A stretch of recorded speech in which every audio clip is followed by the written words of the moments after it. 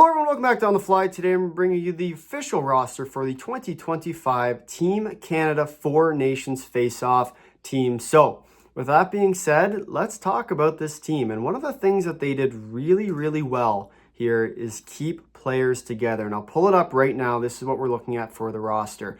So one of the things they did really well is kept players together. You look on the defense side, you got Makar and Taze. They play together in Colorado. You got Theodore and Pietrangelo. They play together in Vegas. You have players like Cirelli and Hagel. Those two play together in Tampa. You know, players that have played together, and you'll sort of see, you know, we put the little logos beside each other. Players that have played together. And the one thing you will also notice on all of these teams, a lot of them are recent cup winners. You know, players that have been there, who have won it in the big moments. Those are the players Canada's looking for. And one of the things I will say, a lot of the people are sort of confused a little bit about why isn't players like Connor Bedard or Macklin Celebrini on it. And the truth is, this is more of a win now type of team.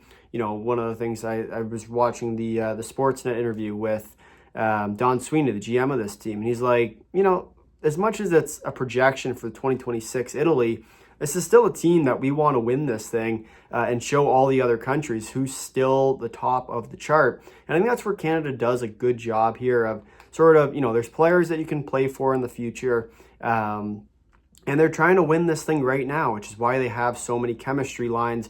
And that was one of the things we talked about in the projection video is, are they going to go with, you know, the players that are going to help them in the future? Are they going to help them with the players that are going to win now? Are they going to go the players with line chemistry, or are they going to go the best of the best to build that chemistry for the eventual Italy? But what they did is they said, nope, we're going to win this tournament right now. We're not going to worry about or line chemistry for the future, right? Which is kind of one of the things that I'll draw a little problem with in the future part of this video. But for right now, let's break it down. So the forwards, the original 6 players on this team back in June, the original 6 players selected, Brad Marchand, Sidney Crosby, Connor McDavid, Nathan MacKinnon, Braden Point, and the defenseman Cale Makar. So for the forward group, joining those 5 players will be Seth Jarvis, Anthony Cirelli, Travis Konechny, Brandon Hagel, Mitch Marner, Sam Reinhart, Sam Bennett, and Mark Stone. So sort of see a common trend, if you want to call it like that, where you see sort of players that are doubled up with their teams, you know. Cirelli, Hagel, Point. Yes, John Cooper is the coach, so you kind of have a little bit of that, but also Reinhart, Bennett are 2 players from Florida. Interesting move there. To take a guy like Sam Bennett, who, you know, he's had enough Carter Verhaeghe. That's a separate topic of discussion, but, you know, these players are what Canada, I think, in my opinion, needs. You know, players that are going to play the right way, go for the win. And I think that's where sort of surprised more or less to not see players like Matt Barzal or Mark Scheifele.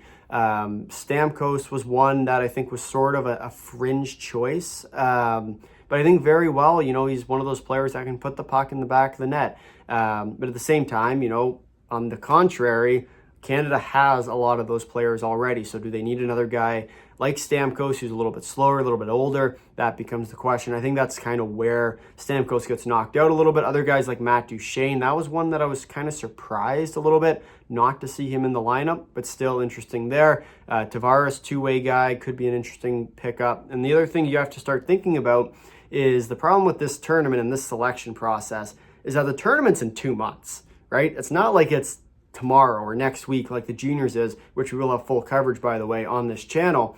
But it's not like it's in the future, right? It's right now. And so one of the problems that you're going to see here is that, as nice as it is, you know, Duchene, Stamkos, they very well might be in the lineup, right? Because you can say, oh no, this player's out, they got cut.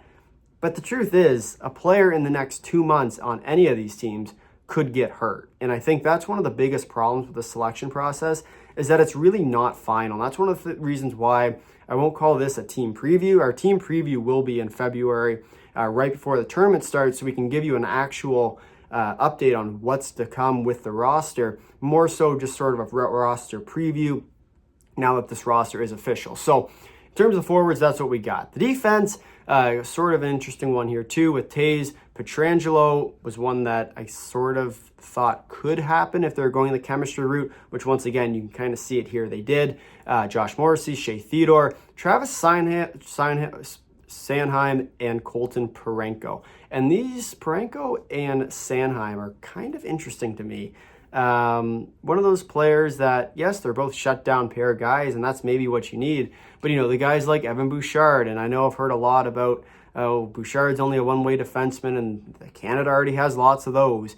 I think Bouchard still earned his spot on this team. Other guys like Mackenzie Weegar, Jared Spurgeon, I was kind of surprised not to see in the lineup. Outside guys even like Noah Dobson or Chris Tanev, I know those two players were heavily rumored as well. In addition to Chris Letang. I mean, Letang's one of those guys who, much like a guy like Stamkos, has kind of just sort of fallen on the outs of this national team. But I think still very well could have been on any of these teams. But nonetheless, this is where we are. Like Canada picked their teams according to chemistry, and you can sort of see it, right? 2 Avalanche guys, they'll play together. 2 Vegas Golden Knights guys, they'll play together. And then it'll be a battle for the last 3 guys to fill up 2 spots. And I think, you're looking at a guy like Morrissey maybe, or I think Morrissey is going to be at least the lock of this. I think Parayko and Sanheim will battle it out. I will be interested to see.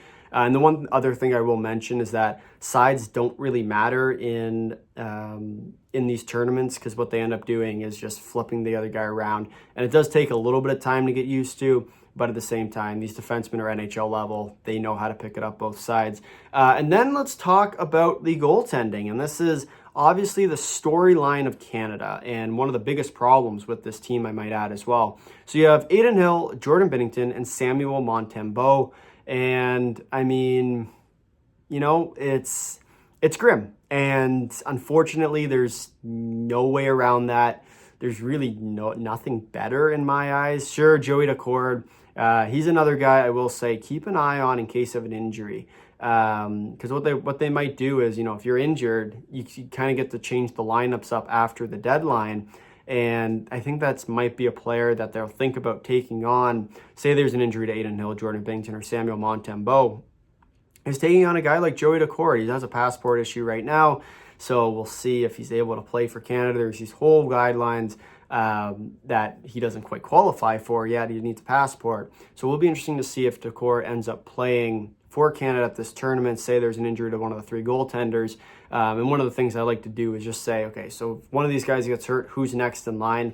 My opinion is Daccord. If not, Logan Thompson, I think, would be the next to go. But really what it's going to end up coming down to is who's hot. And I think if you're Canada, as bad as this sounds, you kind of hope one of your goaltenders is injured going into this tournament, because it allows you to take the right goaltender who's hot at the right moments. Unlike right now, where you're 2 months out, your goaltender that's hot right now might be very, very cold. Very well could be a backup for their team in 2 months, right? And that's one of the biggest problems with the structure that they use. And I know a lot of people had problems with it in our projection video in the comments. Is just how spaced out the official roster date selection is versus the official first game of the tournament. So in that sense, Daccord is probably the next to go if he still doesn't have his passport or whatever it might be. Logan Thompson would be my second. In terms of the defense, the extra player in my eyes would probably be Evan Bouchard still. Maybe Noah Dobson, Mackenzie Weegar, Jared Spurgeon. Any of those 4, I don't think there's any one that's really that much better than the other. I think they all kind of play their role in some respect. Judging by the way Canada went, trying to take some of the more defensive defensemen, I think Spurgeon would kind of be my choice. Just if you're talking pure guess, if you're talking who I would pick, probably a guy like Evan Bouchard, but that remains to be seen. As this team is a little bit interesting in terms of they didn't go for the full firepower offense like I had predicted.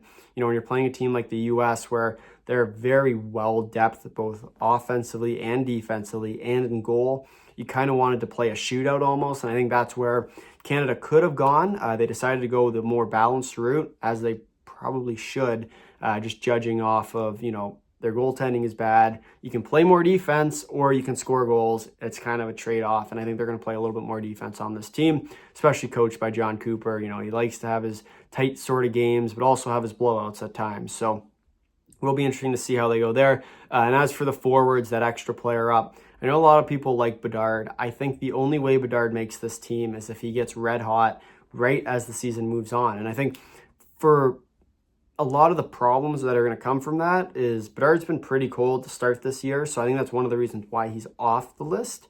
But at the same time, they're very well, if he heats up and all the other players on that I've sort of mentioned throughout this video get cold, I don't see why you wouldn't be able to.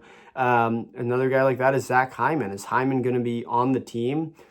Becomes the question, right? And I think you have McDavid already. Do you build that line chemistry like what they've had this entire time, right? And one of the biggest problems with having it 2 months out, and you're going to hear me say this a lot, 2 months out, it becomes the problem, is you don't know who's going to be hot at the right time. And I think that's going to decide a lot, especially with an injury that goes down. I mean, any one of these players could be in the lineup. Lafreniere could be in the lineup. Robert Thomas, Nick Suzuki, Matt Barzal, Steven Stamkos, Matt Duchene. I'll read off my list. Carter Verhaeghe and Scheifele. So who's going to be that next guy up? I think it depends on position, who gets hurt. But in the long run, I think it's just going to come down to whoever's hot. And it very well could be someone off the list. And it will be interesting to see who they end up going with. But once again, it's too soon to call. And I think that's going to be the story of this Team Canada. If you made it this far in the video, thank you for watching. If you'd like to drop a like, if you really like this, subscribing, tell all your friends, leave a comment down below your thoughts on Team Canada. Until next time, see ya.